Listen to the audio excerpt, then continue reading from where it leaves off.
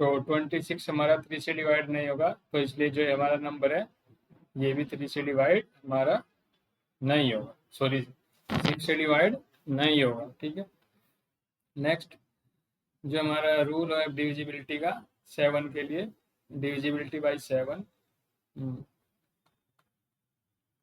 Divisibility by 7। Okay, उसके लिए हमारे पास एक मेथड है, उसको हम एग्जाम्पल के थ्रू डिस्कस करेंगे। Okay, divisibility by 7, let we have a number 12765। Okay, हम जानना चाहते हैं क्या ये नंबर डिवाइड हो जाएगा कि 7 से। ओके, इसकी यूनिट प्लेस पे कौन सा डिजिट है, यूनिट प्लेस पे हमारा क्या है 5। ओके, यूनिट प्लेस पे 5 क्या है, 5 को छोड़ के बाकी डिजिट हमारी क्या बनती है, दैट इज 1276। ओके, 1276। अब इसमें से हमको क्या माइनस करना है, यूनिट प्लेस पे जो डिजिट आई उसका डबल। ओके, यूनिट प्लेस पे डिजिट हमारी 5 है, इसका डबल क्या होगा, दैट इज 10। ओके, तो जो अबाउट डिजिट है इसमें से हम 10 माइनस करेंगे तो हमारे पास क्या जाएगा 1266। ओके, अगेन अब इस नंबर में यूनिट प्लेस पे हमारे पास क्या है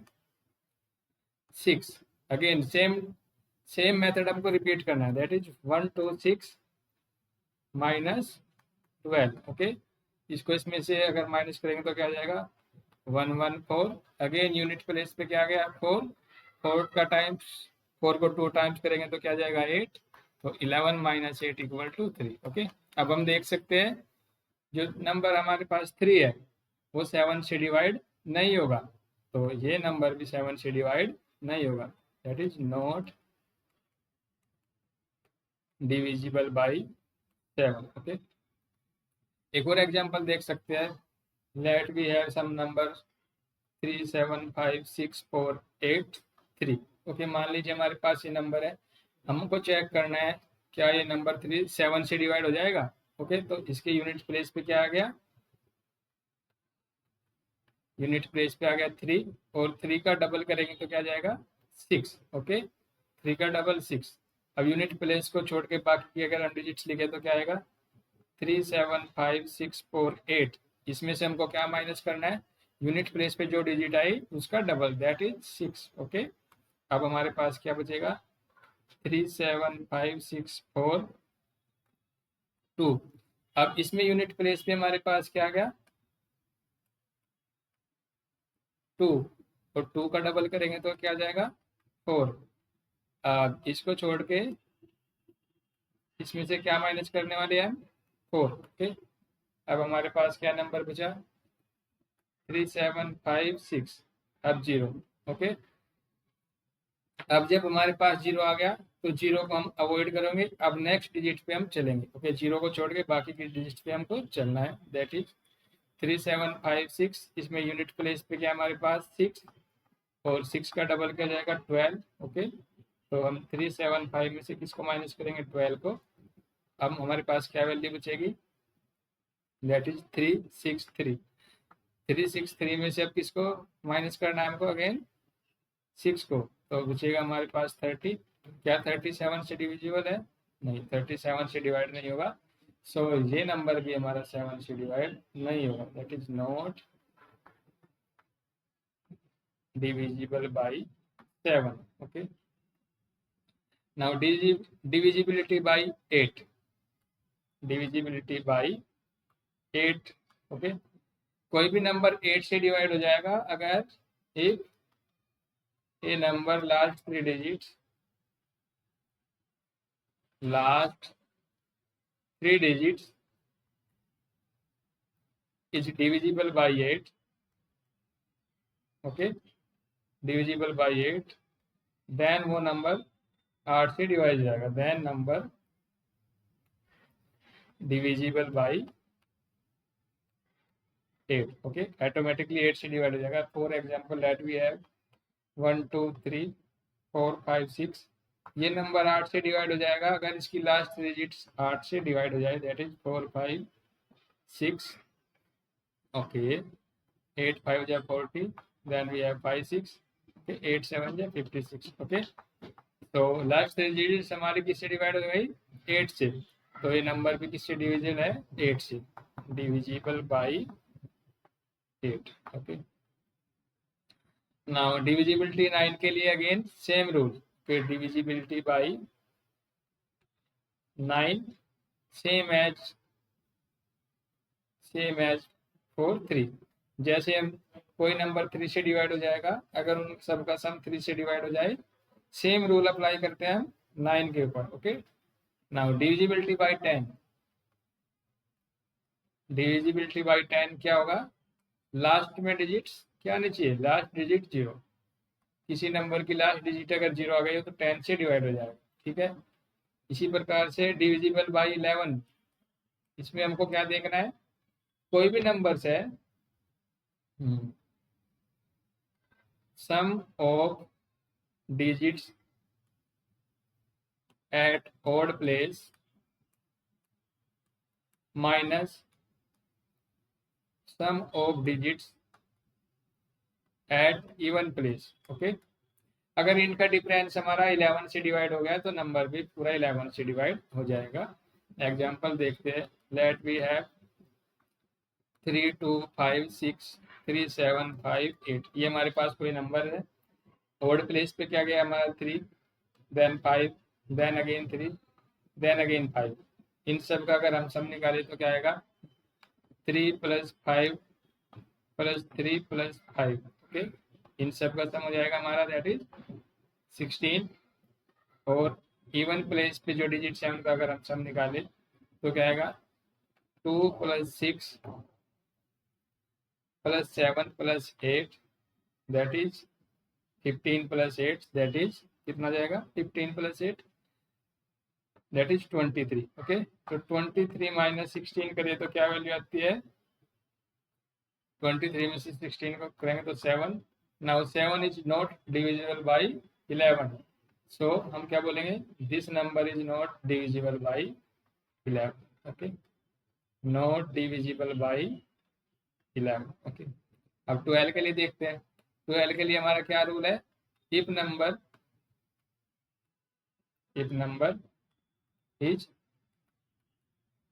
divisible by 11, sorry 3 and 4, then number is divisible by. कोई भी नंबर अगर 3 और 4 से डिवाइड हो जाए तो वो नंबर ऑटोमेटिकली 12 से भी डिवाइड हो जाएगा. Let's take an example 180. Okay, 180 हम एग्जांपल लेते हैं. अगर इनका सम करें तो क्या आएगा? 1 + 8 + 0, दैट इज 9. ओके, 9 3 से डिवाइड हो जाता है. ओके, अब 4 से डिवाइड करने के लिए हमको क्या चेक करना पड़ेगा? Whether 80 is divisible by 2. Yes, of course. Okay, 80 भी 4 से डिवाइड हो जाएगा, इसलिए ये नंबर क्या हो जाएगा? Divisible by 12. ओके, तो ऐसे ही हमने कुछ नंबर्स के लिए डिविजिबिलिटी रूल देखे हैं. बाकी नंबर्स के लिए भी हम आगे चल के रूल्स देख सकते हैं, लेकिन फिलहाल हमारे लिए ये काफ़ी है. ठीक है, तो अब हम चलते हैं डिविजिबिलिटी का जो हमारा मेन कंसिडरेशन है. Okay, divisibility. ओके, तो इसको समझने के लिए let suppose let a and b are two integers. Okay, two integers. अगर हमारे पास a और b दो इंटीजर्स है and a is divisible by 2, sorry divisible by b and a is divisible by b, then for some integer, for some unique integer c, a equal to b times c. Okay, ये हमारा divisibility का rule.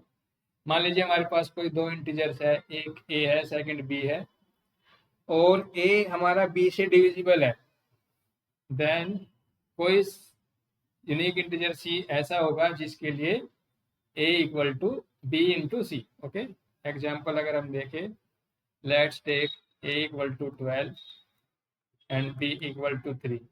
Then a को हम कैसे लिख सकते हैं? a equal to b into 4, that is 12 equal to 3 into 4, तो c कोई ऐसा इंटीजर है that is 4. Let's take another example. Okay, let a equal to 16 and b equal to 8. a equal to अगर 16 है तो b equal to 8 है, then 16 को हम कैसे लिख सकते हैं? 8 टाइम्स 2, 8 मल्टीप्लाई 2, तो c की वैल्यू क्या जाएगी? 2. ओके, सो अगर कोई इंटीजर्स a और b इस तरह से रिलेटेड है कि a b से डिवाइड हो जाएगा, तब a और b के बीच में रिलेशन बनाने के लिए कोई यूनिक इंटीजर हमारे पास होगा c, जैसे कि a b टाइम्स c हो जाए. ओके, नाउ अब इसको हम रीड कैसे करते हैं उसके हम बारे में जान लेते हैं. Now if a is positive integer, अब हम केवल पॉजिटिव इंटीजर्स के बारे में बात करेंगे. a is positive integer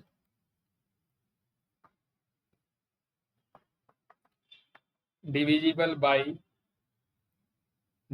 by b which is another positive integer. Okay,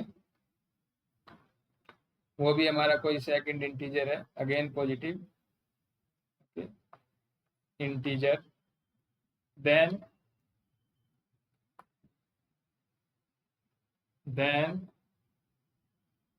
it is written as. Okay, तब हम इसको कैसे लिख सकते हैं? Then it is written as a vertical bar b. Okay, अगर a कोई पॉजिटिव इंटीजर है जो किससे डिवाइड हो जाता है? b से डिवाइड हो जाता है, तब हम उसको कैसे लिख सकते हैं? a vertical bar b. और इसको हम कैसे करते हैं, रीड कैसे करते हैं? a is divisible bye b. Okay, और दूसरे तरीके से हम इसको कैसे रीड कर सकते हैं? b is a factor of a. Okay, second तरह से इसको कैसे रीड कर सकते हैं?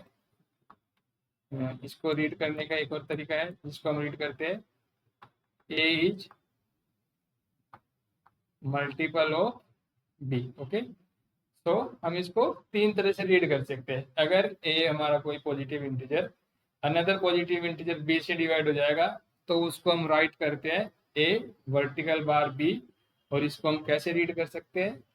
a is divisible bye b. दूसरा तरीका उसको रीड करने का, b is a factor of a. Third तरीका क्या है इसको लिखने का या इसको रीड करने का?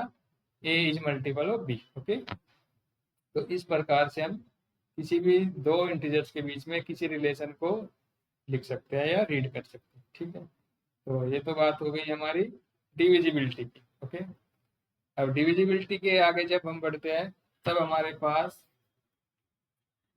यूक्लिड डिवीजन लेमा जो हमारा नेक्स्ट टॉपिक है उस पर हम बात करेंगे. Euclid division lemma. Okay, Euclid division lemma क्या कहता है? मान लीजिए हमारे पास Euclid okay division lemma. Okay okay, Euclid division lemma. Okay, basically ये बात करता है जो हम अब तक एक नंबर को दूसरे नंबर से डिवाइड करते हैं उसी के बीच में एक रिलेशन को ये स्टैब्लिश करता है. ओके, तो स्टेटमेंट क्या है? Let a is a positive integer. हमारे पास कोई एक a पॉजिटिव इंटीजर है.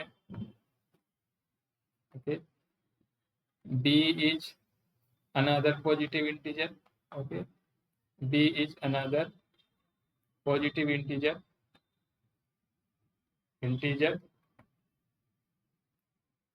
Then there are unique integers again positive unique integers q and r such that, और हमारे पास दो यूनिक इंटीजर्स है q and r such that a equal to bq plus r. Okay, a को हम कैसे लिख सकते हैं? a को हम लिख सकते हैं A equal to B Q plus R में and 0 greater than less than equal to R less than B. Okay, हमारे पास अगर एक पॉजिटिव इंटीजर एक ए, सेकंड पॉजिटिव इंटीजर है बी, तो उनके कोरस्पॉन्डिंग हमारे पास दो यूनिक इंटीजर्स क्यू और आर ऐसे होंगे सच दैट कि ए और बी में जो रिलेशन हो वो किस टाइप का हो, that is a equal to B Q plus r, और आर किस किस के बीच के होगा, आर 0 से लेके बी के बीच का होगा। ओके, 0 के इक्वल भी हो सकता है लेकिन बी के इक्वल नहीं होगा। ओके, तो इसी को ही हम एक एग्जांपल के थ्रू समझते हैं। Let there are two integers 27, a equal to 27 and b equal to 5। अगर हम 27 को 5 से डिवाइड करें तो हमारे पास क्या आता है, 27 divided by 5, it will become 25। Okay, 5। So 27 को हम कैसे लिख सकते हैं, 27 equal to 5 times 5 into 2। Okay, another example, let's take a equal to 56 and b equal to 9। अगर 56 को हम 9 से डिवाइड करें तो हम कैसे लिख सकते हैं, 9 5 जा 9 5 9 5 जा सॉरी 9 6 जा 54। Okay, we will get remainder to 2। तो 56 को हम कैसे लिख सकते हैं, 56 equal to 9 into 6 plus. Okay, तो यहाँ से हमारे पास Q की वैल्यू क्या जाएगी 5 और R की वैल्यू क्या जाएगी 2। इस सेकंड एग्जांपल से हमारे पास Q की वैल्यू क्या जाएगी 6 और R की वैल्यू जाएगी 5। ओके, तो इस प्रकार से हमारे यूक्लिड डिवीजन लेमा, जो बेसिकली हम नंबर्स को अभी तक डिवाइड करना सीखे थे, उसी को ही एक एल्जेब्रिक फॉर्म में क्या कर रही है, एक रिलेशन एस्टेब्लिश करके बता रही है। ठीक है, और एग्जांपल हम समझते हैं। Let's take one more example. Let a equal to 27 and b equal to 30। Okay, b equal to 30, तो इसको हम कैसे लिख सकते हैं, 27 इक्वल टू 0 टाइम्स 30 प्लस 27। तो यहाँ से हमारे पास क्या रहेगा, q equal to 0 and r equal to 27। Okay, r equal to 27. Again, let we have a equal to 35, b equal to 5. Then we can write 35 equal to 5 into 7 plus 0. Okay, so यहाँ पे हमारे पास q आ जाएगा 7 और r की value क्या जाएगी हमारे पास 2। Okay, तो इन एग्जांपल्स के थ्रू हमने क्या देखा कि कोई भी दो इंटीजर्स है, उनके कोरस्पॉन्डिंग अगर दो इंटीजर्स है, जिससे हम उन दो पर्टिकुलर इंटीजर्स को क्या कर सकते हैं, एक दूसरे के साथ रिलेट कर सकते हैं। ठीक है, ओके, तो यही है हमारा Euclid division lemma. Okay, Euclid division lemma.